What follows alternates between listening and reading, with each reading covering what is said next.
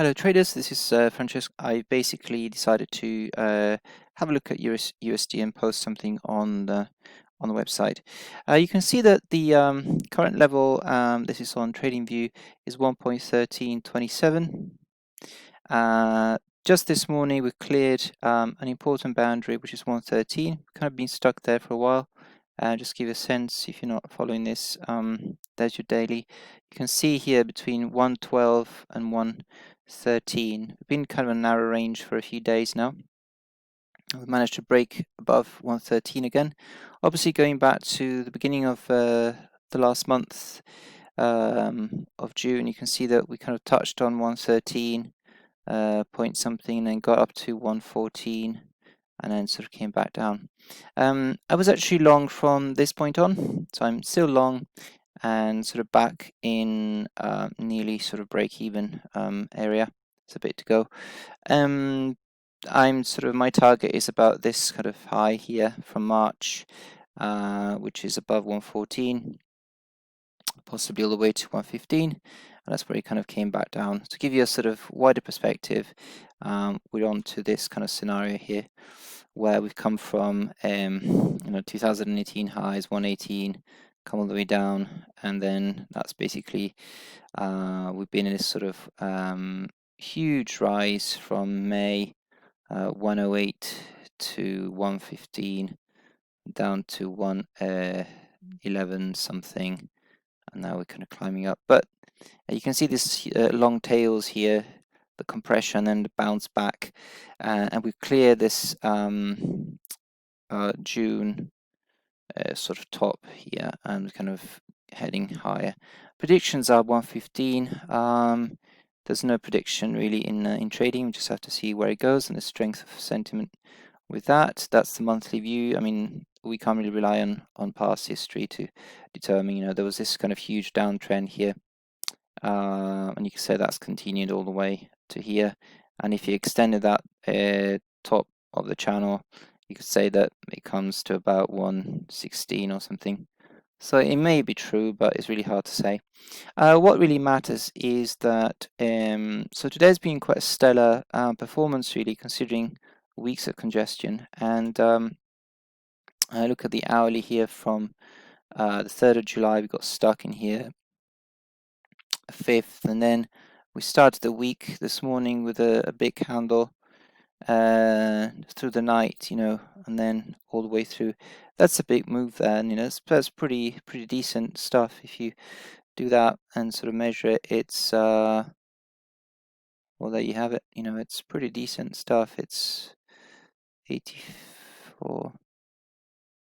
Yeah, it's pretty good. Yes, 84, 85 pips, which is pretty decent for your USD. Going on to the CME, we'll see the September. We're on to the next lot of futures contracts, always just for volume really, and see what that's doing to the pair. So if you go into that and select a candle view of that, and you'll see how that looks, and then just kind of expand that view a bit sideways, and then there we go. There's your volume there. Big buying here on this day, which was, just go back a bit, should be able to bring it down a bit. Should be able to, there we go, bring it down, there we go. So this was the 10th of June, nearly a month ago, and there was a big buying volume there. Didn't really go very far, and that's kind of where we topped, and that's kind of where I got into it again, I think. And then lots of choppiness, buy, sell, sell, sell, buy, sell, and we haven't really gone anywhere. Our volume is picking up. We are still got 8 hours to go till the end of the New York close, and or the North American close. And we can see that it's developing nicely. So there's still a bit to go through the day. We're into the second half of the year. There was the 4th of July Independence weekend, so Friday was basically off. Non-farm payrolls on Thursday didn't really do much. As you can see, that there was a kind of a sequitur there, and then basically this is the start of the second half of the year, so things are picking up again. Always worth thinking about this in a different way. So if you think about, I mentioned this, risk factors, how EUR/USD kind of is playing about, at least if you read something like fxstreet.com, there's a lot of writing about the risk element to the US dollar being a safe haven. So if we just took the S&P futures contract September expiry, okay, and overlap the two, that's the line view of that. And if I make this a line view as well, just to make it really obvious. So in blue we've got the EUR/USD, and in red is the S&P 500 futures, and you can see where they've both been kind of moving. Obviously these are kind of calibrated, so it's not the same angle. It's kind of really hard to make it the same, but what's important is you can see, if you expand that kind of overlap, you can see this period here, how it's been sort of moving kind of together, or in deadlock. So look at this time here from May through to June. There's been a rise in EUR/USD and S&P 500. Since the S&P has hit this sort of spot here, and the buying volume was at its highest for EUR/USD, and then there's a lot of sell after that. S&P declined about 7%, and EUR/USD kind of declined as well from 114 something, and it's been kind of choppy. S&P 500 has sort of risen a little bit again, and EUR/USD is picking up. If you take an hourly view, you can kind of see that in more detail as well. So if we go to the hourly, doesn't really show you that much detail for S&P 500, but you know, hey ho, that's life. That's sort of one element then that is worth considering as well. And you can see from the hourly chart of EUR/USD, there's been a pickup in buying volume. Big sell here in last week on Thursday, so the last day of the American trading, and then we picked up again today, big buying volume here. So that may continue. Looking at the economic calendar as well, kind of was worth thinking about that. What do we have in the economic calendar? We've got some things. Let's have a look at that. It's just loading at the moment. We've got that's kind of loading for a second. Okay, so we've got the ISM in about an hour, kind of medium strength event, and that's about it really. So not necessarily a market moving event as such. All eyes on lots of things. I mean, there's you know, the US election in November. There's talk of, if Biden won, he wants to roll back the tax cuts for corporations. That might be sort of equities negative, therefore, you know, bad for sentiment in terms of indices going up, S&P. But then there's also the Fed.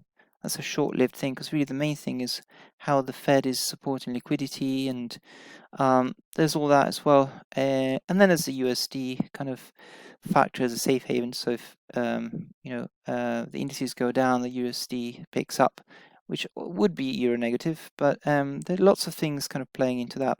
So it's not a clear picture. The Fed is not going to raise rates. It's going to provide liquidity, and that can obviously that's pretty much on an even footing with in terms of the general kind of fundamentals as what the ECB and Lagarde are doing for the euro zone, just to provide liquidity for at the time of crisis. Now we can break down into different components, but basically the general theme is one of a slight recession, and even though the NFP, non-farm payrolls, showed a growth in jobs, it's still a pretty grim picture in the US. So there's not a certainty of the coronavirus situation having been cleared yet. So that's the economic analysis. So not much to think about in terms of events. Obviously, we can look later into the week, which is you know, that option next 7 days, and you can just really filter it down and take off the medium and low, and okay, so that gives you a chance of filtering out all the things that you don't need to see, and then we will kind of see what that gives you. But I really want to look at another thing as well, which is the bar chart view, and this gives you an idea of the positioning from the CFTCs, from the COT Commitment of Traders reports, and you can see how we are for EUR USD. That's the chart there with candle, with bars, and here you've got the positioning. So you've got your small speculators, and you've got your large speculators in light green. So the large speculators, which obviously are opposite side to the sell side, the dealers, commercials, are still kind of on the upside there. And this is the asset manager as well, in green there. They're still on the upside. The leverage funds are kind of neutral, almost, so they're kind of sort of on the negative side, but the asset manager and the large speculators are on the up for euro, so predicting a rise, and it's been steadily picking up in June, and that is a sign of confidence. So we close that, and we're left with the open interest heat map. So if I can get this to open in the correct okay, so there's your open interest. For options, we go to the asset class, which is currencies, and it's foreign exchange, and then you select your majors, EUR USD.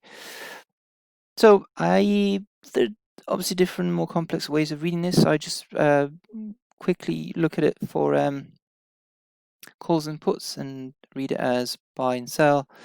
And here's your price levels in 50 pips levels, so half, and the round numbers 13, 1350, 14. So if we look at, so we've just broken 1350 today on the spot FX, 1.14 for calls. It's a massive number of contracts, so it's 5.309, and if you look at the sell, the nearest kind of strongest sell is really hard to find something of equivalent measure. Now, in June, we were a bit stuck, and there were kind of conflicting orders for buy and sell at the same levels, like around 13, etc. I've seen a lot of that. So this is a clear change where suddenly there's a huge number of buys for 1.14 bidding for that. And now this is an evolving picture, so obviously it reacts to change in price, etc., etc. So, and I would say that we have reached the end of my video, and I'd like to thank you for watching.